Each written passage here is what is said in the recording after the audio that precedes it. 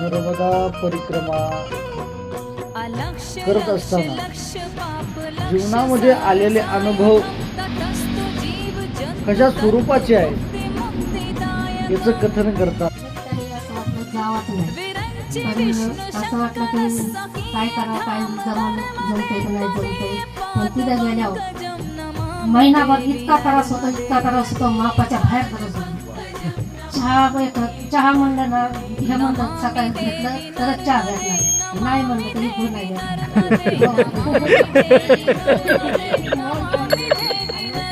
सकाळी जर घेतलं तर दिवसभर काही भेटत. आणि सून पाणी काढताना इतका त्रास तर मापाचं इतकीच गोळ डोंगर वर काढायचा, खाली उतरायचा. त्यातून एक माणूस पडला आणि मग चढायचं लय आवडलं. खप्परमाळा असा आहे की एक ढो चढायला मग पडला. जेवणाचं आपलं बघ परसन घरी 4 वाजता 5 वाजता येईल तवच जेवण नाही. मग आपल्या पुढं काय चहा घ्यायचा, काय खायचं घेतलं तर खायचं नाही, तसंच साधूंची भेट झाली का रस्त्याने? साधूंची भेट झाली का? साधू म्हणजे माया तुम्ही चाललेच कसं काय, तुम्ही इतका चालता कसं काय, सगळे प्रत्येक वेळा विचारायचे तुम्ही एवढं चाललेच कसं काय. म्हणलं मायानेच मला बुद्धी दिली, मायानेच ताकद दिली.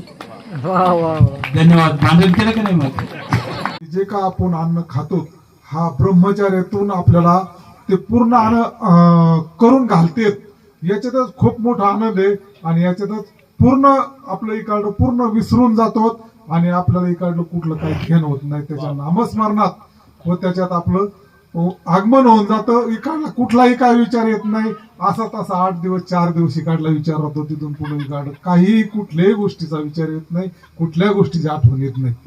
एवढं बोलून वा वा.